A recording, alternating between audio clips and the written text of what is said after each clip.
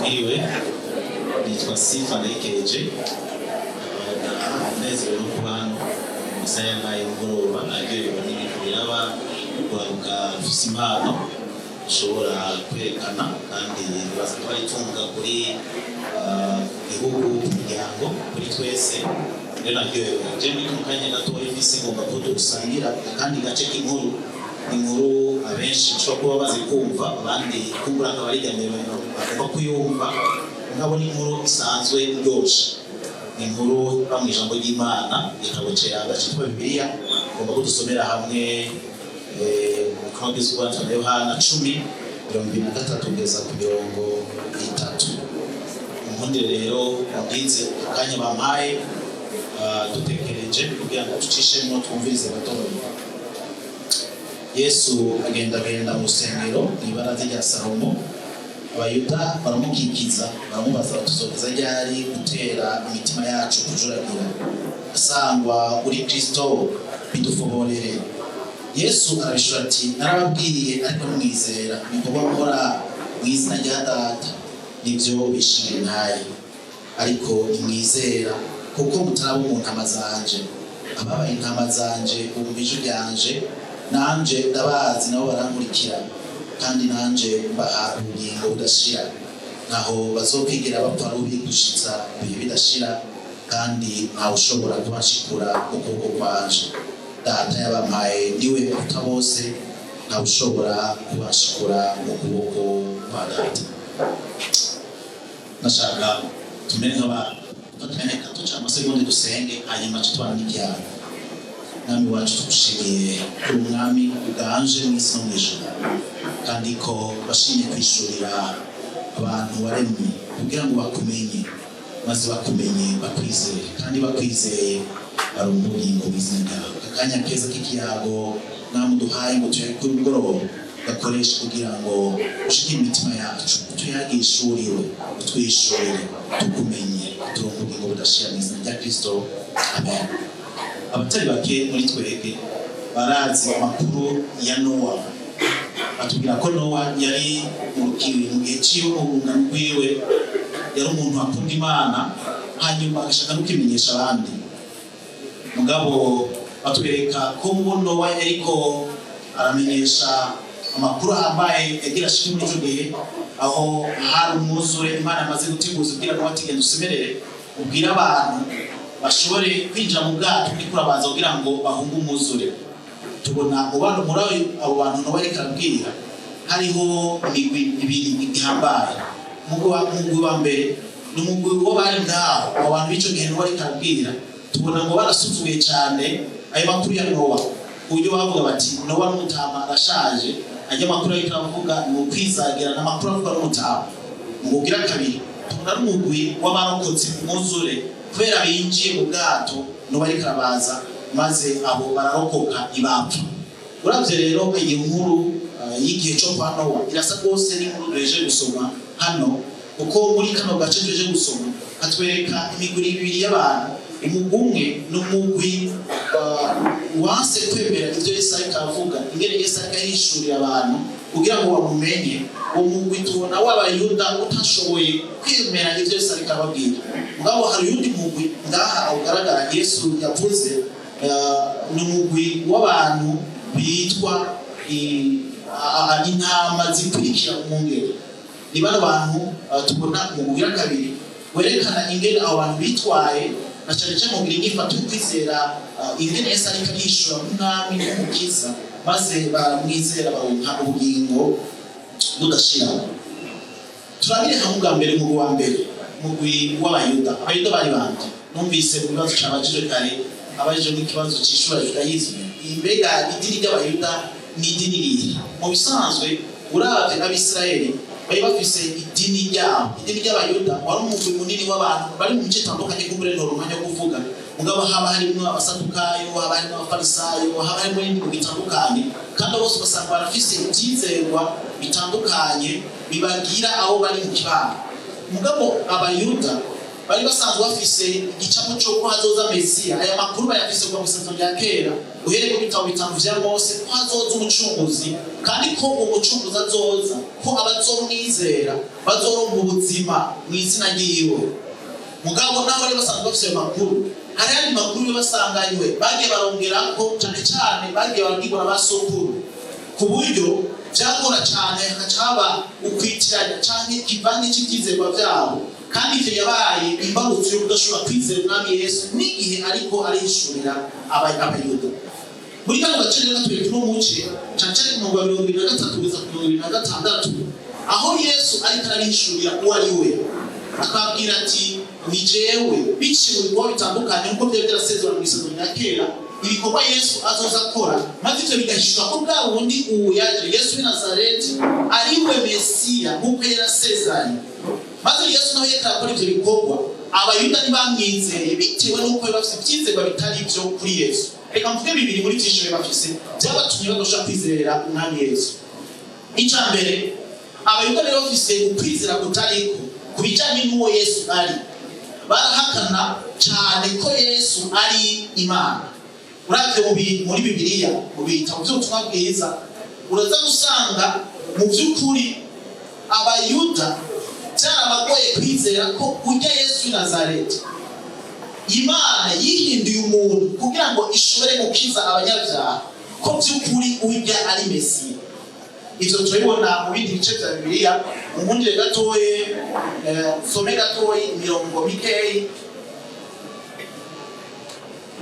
mwumvirize ni muri Matayo 13:53 bavuga ngo Yesu amaze guca iyo migani, avayo aja mu ntara iwabo yigishiriza mu isinagogi yabo, bituma batangara bati ubwenge n'ivyo bitangaza, mbega uyu yabikuye hehe?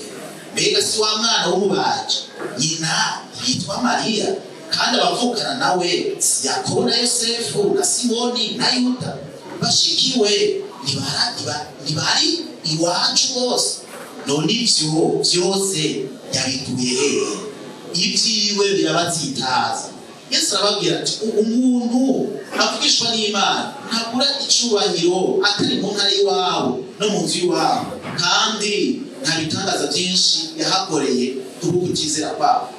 Muri kano gace ko muri Matayo katwereka kuri ngene abo bantu basuzuguye Yesu, naho Yesu yikabishura ko ari Imana, kandi wa mucunguzi, kandi Mesiya, baramusuzuguye bavuga bati uyu muntu atubwira ko ari Imana kandi umukiza wacu, uyu si mwene Yosefu, bashikiwe si banaka, basa abo bivukana si banaka, none ubwenge abukura hehe? Maze agace kanyu batweretse kavuga ngo baramusuzugura, kandi ngo ahantu Yesu nta bitangaza yahakoreye. Yashavuga ati nta hantu umuvugishwa awuri icubahiro atari mu ntara iwabo. Birumvikanye nyene bakengereye Umwami Yesu. Hajya twasoma muri Yohana hatwereka ko by'ukuri kuri umugabo w'Abayuda byase ko bizera. Yesu ababwira ati mwarananiwe no kwizera, naho nakoze ibikorwa byose bihishura ko ndi wa Mesiya kandi musanze muri ndi. Ubu n'umuco wa mbere. Ukigira kabiri, bari bafite ibyizerwa bitari ibyo byatumye badashobora kwizera Umwami Yesu, ni ibijyanye n'ibyo batahura ibijyanye n'ubwami bw'Imana. Abayuda nabo bari bafite Isezerano rya Kera babwira ibijyanye na Mesiya azoza, kandi ko niyaza ubwami bwabo buzobamo amahoro. Uko kuntu babitahuye harabayemo ibitari ibyo, kubera bo batahura yuko Yesu amaze kuza ubwami bw'Abaroma buzoca bubavako, hazoca impore, Abayuda bazoca mu mahoro yuzuye, abansi babo bose nta n'umwe azoshobora kubatwaza itugu, nta n'umwe azoshobora kubaganza, bazoca mu mahoro y'ibihe byose. Ukwirigira bavuga bati Yesu namara kuza nta rupfu, ibyo byose bizoba birangiye, ca twinjira mu buzima bw'ubwiza buhoraho. Nk'uko ukuntu babitahura ntibyari ibyo, kandi ukuntu babitahura ntibyari bimatanye n'ukuri kwagaragara mu Isezerano rya Kera. Kuko Isezerano rya Kera ryaratomora ingene Yesu azoza ameze. Matayo umwe mu Bayuda yandika mu gice ca mbere umurongo wa 21 aravuga neza igihe Yosefu akoye Mariya, hama Mariya asikisa inda ya Yesu, hanyuma Yosefu agira ubwoba kubera Mariya ari impumyi, agomba kumubengera ku misho. Umumarayika akaza kubwira Yosefu ati ntutinye, Mariya afise inda kandi azobyara umwana w'umuhungu, uzumwite Yesu, kuko ariwe azokiza ibyaha by'abantu bari mu isi. nk'umuyuda Matayo abariko arahisha by'ukuri igicapo cy'ukuri bari basanzwe bafise mugabo bamwe bahushije mu bayuda. Matayo yerekana ko by'ukuri umucunguzi niyaza ikizoba kimuzanye ubwa mbere ni uko azoba aje gukiza abantu ibyaha by'abarinzi. Ukuri kubateza kubitahura mugabo bo batahura yuko kuza kwa Yesu kubahereza inkora cyane cyane kubasi babo cyane cyane igihe saza hari ubwami bw'abaroma nibo bari ko buratwara isi yose. Abayuda bari munsi y'ubuja bw'intwaro y'abaroma bo bavuga bataje intwaro zo bigiye mugabo sico cyambere Yesu cyakimuzanye ahubwo Yesu cyakimuzanye kugira ngo abantu bashobore kuba mu byaha byabo bakire ibyaha byabo kuko atawundi mukiza ashobora kubakiza uretse Kristo. Ivyo rero byarabaye gutahura byarabacanze rwose kuko ngaha herekana ko by'ukuri igicapo cy'ukuri ari uko Yesu naza inganje ya Yesu naho Yesu azonesha ikibi maze ikibi kikagenda kiraneshwa kujya umurango uranwa nijoro aho uko umurango uza ariko umwiza ugendura bisumuco. Uko niko by'ukuri Yesu yerekana ko ubwami bwe buzomeze naho ikibi kizogenda kiraneshwa buke gushika aho kizoneshwa burundu igihe Yesu azoba agarutse. Ivyo rero abasote bituma batizera Yesu ni Yesu ntabwo ari Mesiya bamukengera. Ariko umuguriragane twabonye ngaha muri Yohana n'umugwi kuva ku murongo wa 27 Yesu yita ko ari intama ziwe ababaye intama zanje mu bijiganje nanje ndabazi nabo barankurikira kandi nanje bahugingo budashira nabo bazokigira ko ari gushitse bidashira kandi no ushobora kumashikura mu kuko kwanje data yabamaye niwe utabose ntawe ushobora kumashikura mu kuko kwa data jewe na gatatu. Uyu mugira kabiri ni mu werekana abantu bumvise ijwi rya Yesu maze bamaze kubiga Yesu ngo baramukurikira baca berekana inkurikizi cyazikurikiza kuri abantu mugira kabiri uranyuranye gose mu wa mbere. Aba bantu ijwi rya Yesu bararyumva kandi bakamukurikira. Bisiguriki kumva ijwi rya Yesu tuyobora muri n'ibice Paul ariko avuga icyo kumva bisigura naho batahuye ibyo Yesu rekababwira ko ariko ababwira ko ari Mesiya ari wo mucunguzi abantu bari barindiriye. Aba bantu ngo barabyumvise barabyumvira. Aba rero Yesu kizagaragaza ko kuri bamwizeye nuko aca ngo abahereza ubugingo budashira. Turazi ko ubugingo budashira nico Yesu ahereza abizeye izina ryiwe ko ari umwami n'umukiza w'abanyabyaha. Iki kirahambaye cyane kuko tubona ngaha agutu ubugingo budashira ni gihushane cha eta cyane icyo abantu bose barimo kubera ubugingo ni gushana cy'urupfu. Bisigura ngo avuze ngo bahabugingo budashira ni nkaho abavuze yuko abandi bose bagafite ubugingo budashira bari mu rupfu bidashira.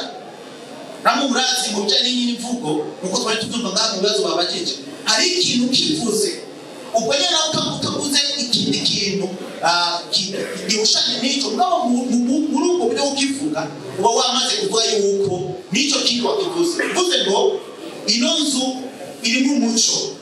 Ubwo nyene ku rundi ruhande nuko mbashatse kuvuga yuko atamwiza uhari.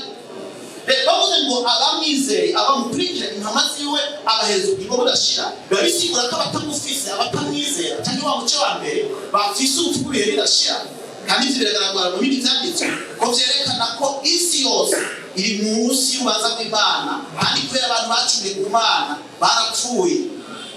Pora bivuga mu Baroma 3:23 bose bakoze ibyaha ntibashiriye ubwiza bw'Imana. Mugabo tugiye kureka toyi mu bitabo bitanu bya Mose tubona igihe Adamu na Eva n'ababyeyi bacu ba mbere bacumura tubona igihano bahawe ari uko bazopfa. Ubwo niko byari amasezerano hagati yabo n'Imana nimwajya kwinjira mu giti muzopfa nta kabuza.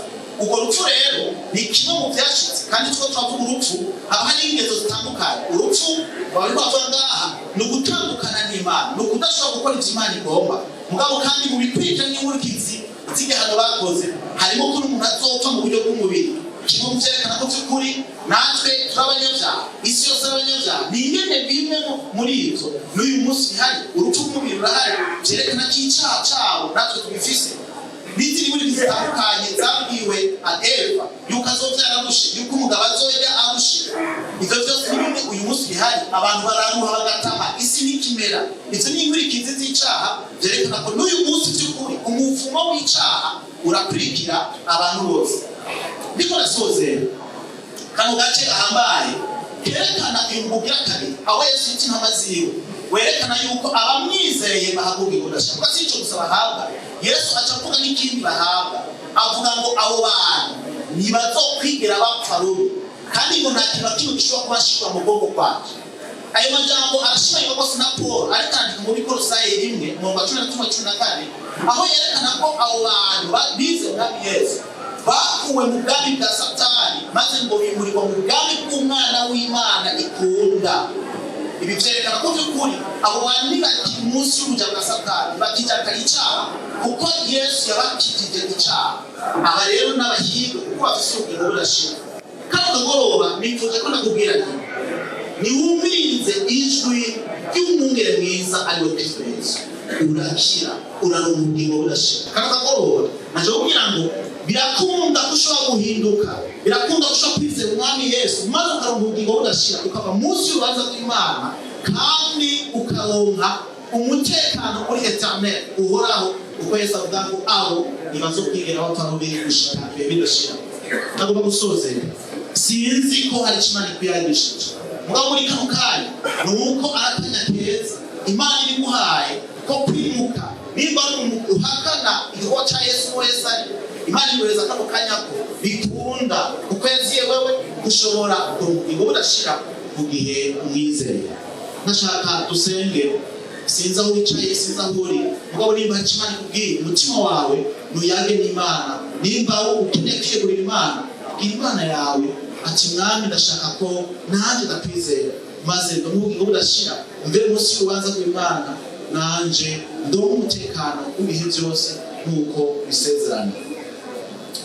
Nashaka dufate nk'amasegonda make cyane, umwe wese yiyumvire ubuzima bwawe n'ubwanza n'ubuzima udafite uburenganzira, mugabo akanya keza Imana ishobora kuguhereza urundi ruhande rudasanzwe, maze Imana ikakugabira akaryo gakomeye ko gushobora guhura nayo biciye kuri izo mwana wayo.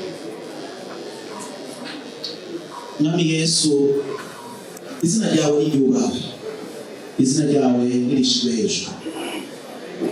Nta rukundo na rumwe turigira tubona muri ino rungana n'urukundo rwahishuwe, aho Imana yemera kwigira umuntu itumbereye gukiza abantu bayihemukiye, bayigararije. Urukundo ntawe rwigeze ruboneka.